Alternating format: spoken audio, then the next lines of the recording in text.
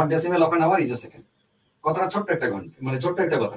সাজালে এরকম দাঁড়ায়, 1 সেকেন্ড 1 ঘন্টার কত দশমিক ভগ্নাংশ, 1 সেকেন্ড 1 ঘন্টার কত দশমিক ভগ্নাংশ, বোঝা গেল? এখানে বাংলা করা আছে 1 ঘন্টার কত দশমিক 1 সেকেন্ড, ব্যাপারটা ঘুরে ফিরে একই। তাহলে এই যে 1 ঘন্টার কত ভগ্নাংশ হচ্ছে 1 সেকেন্ড, আমরা কিরকম করে করব? 1 ঘন্টার মধ্যে মানে 1 আওয়ার, 1 আওয়ারের মধ্যে হচ্ছে 1 সেকেন্ড, এ কত ভগ্নাংশ। তার জন্য আমরা কি করব, 1 সেকেন্ডকে উপরে লিখলাম আর নিচে 1 ঘন্টা দিলাম। 1 ঘন্টার মধ্যে 1 সেকেন্ড। এবার এইটা পদ্ধতি নয়, নিচেরটা ঘন্টা ওপরেরটা সেকেন্ড, এটাকে সমজাতীয় বানাতে হবে।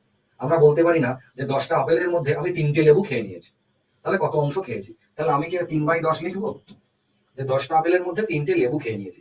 সেটা তো হয় না, 10টা আপেলের মধ্যে 3টে আপেলই খেতে হবে। তো সমজাতীয় হতে হবে ভগ্নাংশ। এটাও তাই, 1 ঘন্টার মধ্যে 1 সেকেন্ড। হ্যাঁ, আপনাদের অনেকের মনে হতে পারে যে দুটোই তো সময়, 1 ঘন্টাও সময় ওটাও সময়, তাহলে ঠিকই তো আছে। না, ঠিক নেই। 1 ঘন্টার 1 সেকেন্ড এদের একক ঠিক নেই, বোঝা গেছে?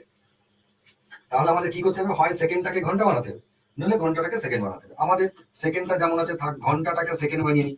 3600, 1/3600, এইটা হচ্ছে ভগ্নাংশ। কিন্তু এটা কি ভগ্নাংশ হয়েছে? এটা সামান্য ভগ্নাংশ হয়েছে, যার ইংরেজিতে বলে ভালগার ফ্র্যাকশন, সামান্য ভগ্নাংশ। কিন্তু আমাদের প্রয়োজন দশমিক ভগ্নাংশ বা ডেসিমেল ফ্র্যাকশন, ডেসিমেল ফ্র্যাকশন বা দশমিক ভগ্নাংশ প্রয়োজন। তার জন্য আবার 1কে এই 3600 দিয়ে ভাগ করতে হবে, যেমন আমরা করতাম ছোটবেলায়। ঠিক আছে, মনে পড়ছে?